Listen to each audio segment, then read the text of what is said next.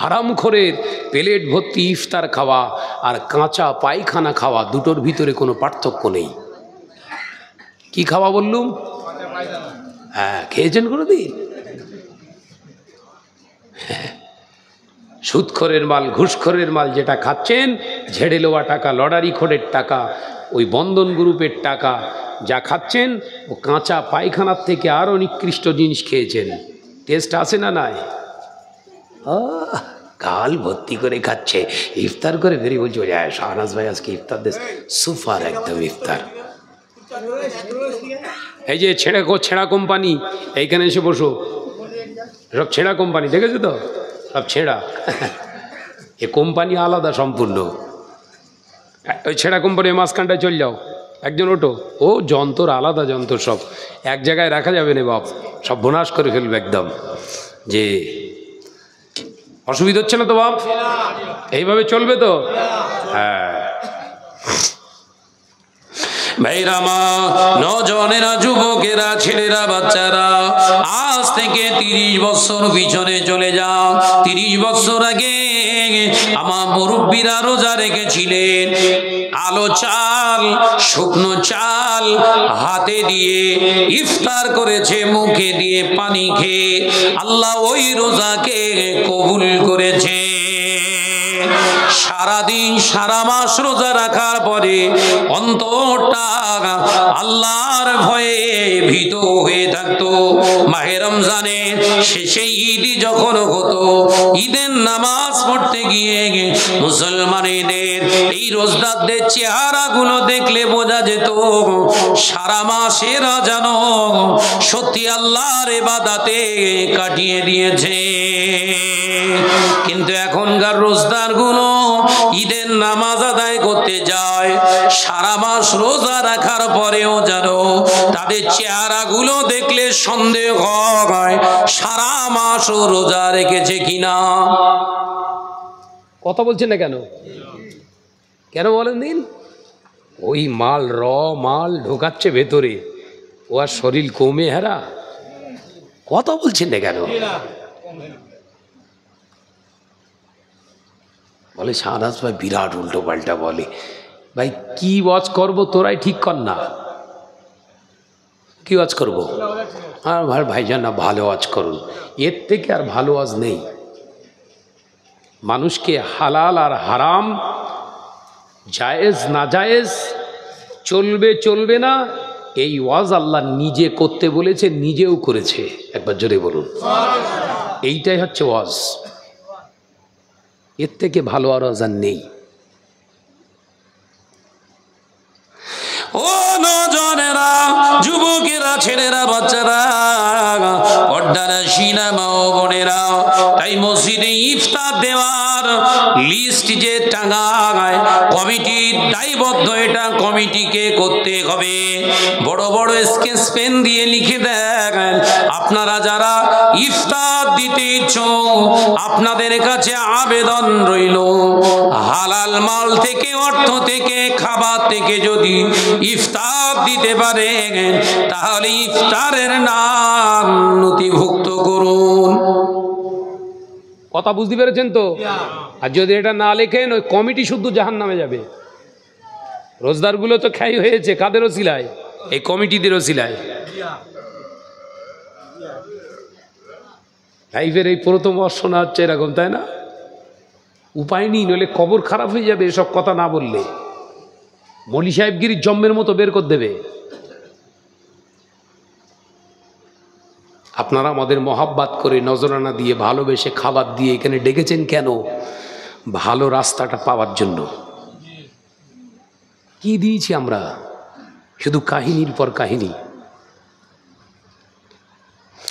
ও বেজানেরা, নজনেরা, যুবকেরা, ছেলেরা, বাচ্চারা, পর্দানা, সিনেমা ও বোনেরা, আল্লাহ নবী দো জাহানের বাদশাহ হাবিবুল্লাহকে, নবী জনাবে মুহাম্মদুর রাসূলুল্লাহ সাল্লাল্লাহু আলাইহি ওয়াসাল্লাম পাক জবানে জানিয়ে দিয়েছে। হাদিস ইবনে মাজাতে পাবেন, আল্লাহ নবী পাক জবানে জানিয়ে দিয়েছে, এমন একটা দিন আসবে, সময় আসবে, আমার উম্মত রোজা করবে, নামাজ পড়বে, হজ করবে, যাকাত দেবে, মসজিদ বানাবে, মুসলমান দাড়ি রাখবে, টুপি রাখবে, জুব্বা পরবে, মসজিদ ভর্তি মুসল্লি দেখতে পাওয়া যাবে, আল্লাহকে ভয় করনে वाला মুসলমান পাওয়া যাবে না। নবী যখন বলছে সাবধান হতে হবে না, হবে না?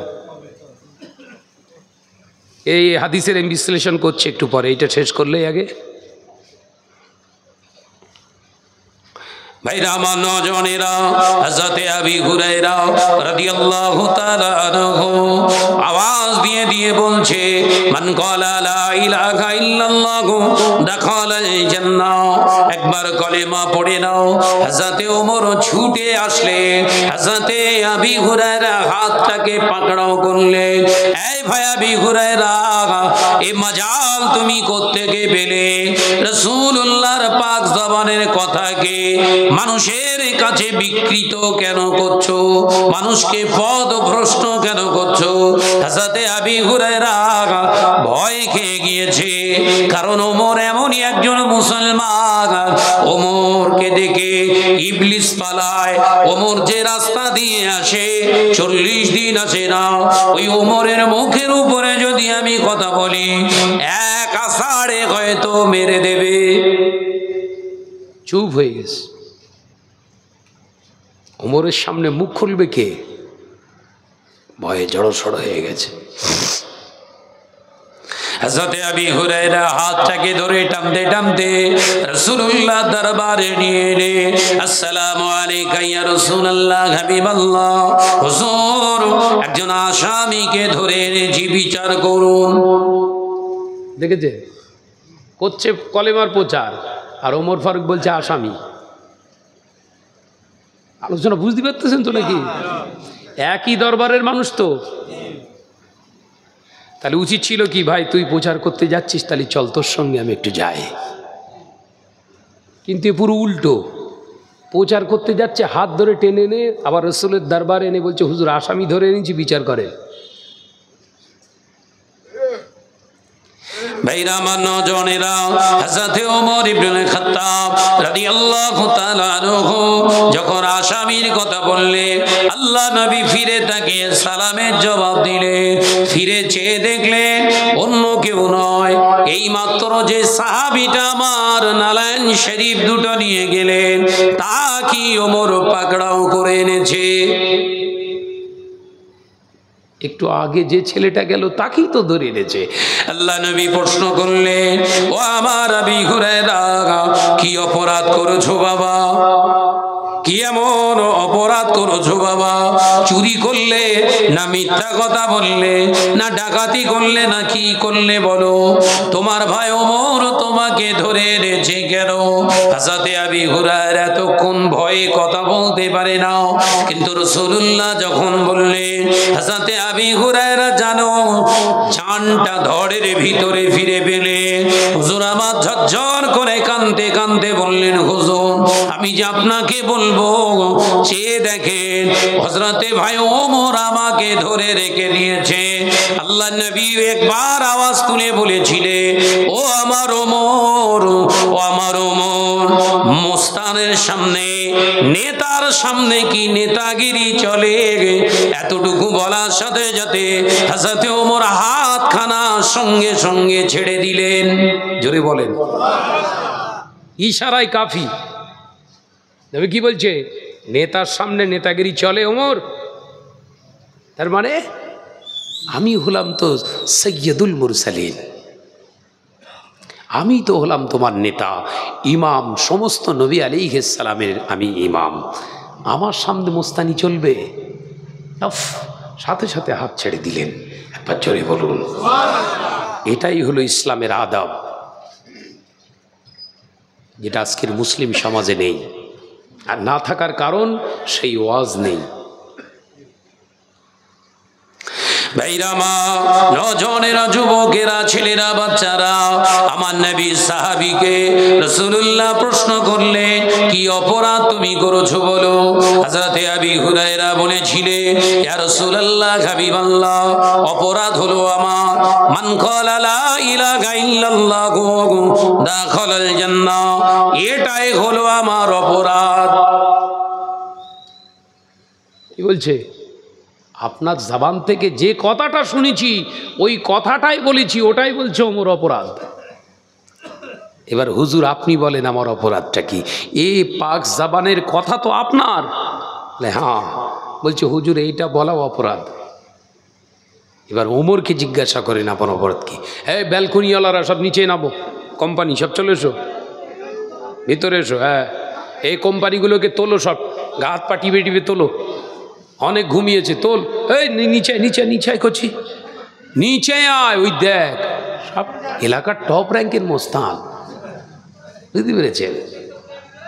ছেলেগুলো সব শিখবে কি করে সব আদব? হ্যাঁ ভাইরা মা, নজনেরা, যুবকেরা, ছেলেরা, বাচ্চারা, পর্দানা সিনেমা